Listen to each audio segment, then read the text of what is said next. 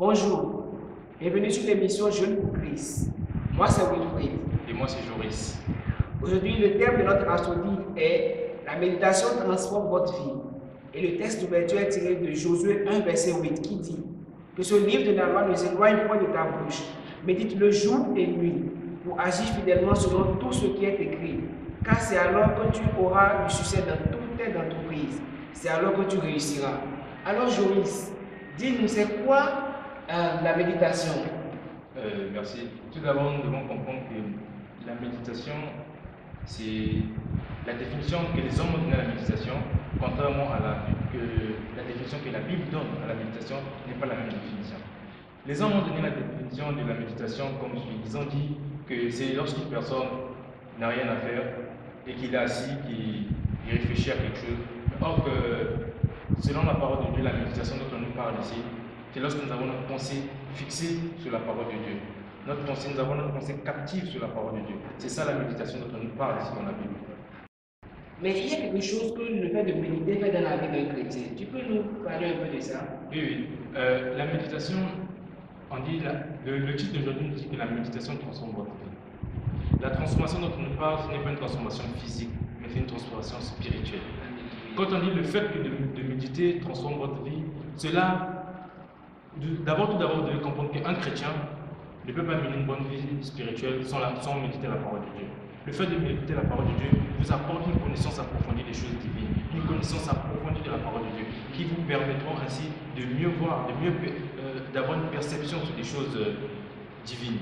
Mais j'aimerais encore ajouter, lorsque vous avez l'habitude de méditer sur la parole de Dieu, cela ouvre votre pensée. Vous avez plus la capacité de réfléchir, vous avez la capacité de mieux gérer les choses de la vie.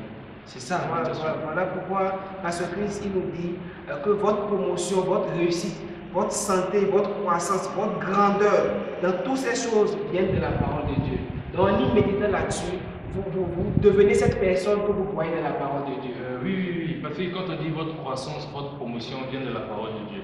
Lorsque un chrétien prend le temps de méditer sur la parole de Dieu, il prend conscience de qui il est vraiment. Il prend conscience de sa place en Christ. C'est ça, normalement, la méditation. C'est ça que la méditation. Il prend conscience de sa place en Christ. Au fur et à mesure qu'il médite la parole de Dieu, il commence à découvrir certaines choses. Parce qu'on ne lit pas juste la parole de Dieu, la Bible comme un livre ordinaire, mais il faut méditer, il faut prendre le temps. Vous êtes là, vous êtes assis, vous méditez, vous discernez la parole de Dieu. Cela va vous emmener à une C'est une question que Pasteur Christ nous a raconté dans la race d'aujourd'hui, qui m'a beaucoup touché. Il a dit qu'il y a deux hommes, si on prenait deux hommes intelligents, et qu'on demandait au premier d'aller lire tous les livres du monde, et on lui donnait les meilleurs professeurs du monde.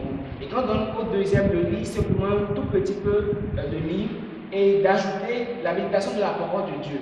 Et que celui qui a pris le temps pour méditer la parole de Dieu, sur une période de 20 ans, sera plus en succès que celui qui a étudié tous les livres du monde avec les meilleurs professeurs.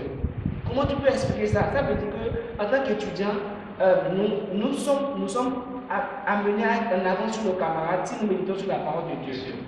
Parce que le fait de méditer sur la parole de Dieu apporte une touche spirituelle dans votre intelligence, une touche divine. Vous ne réfléchissez plus comme les autres réfléchissent.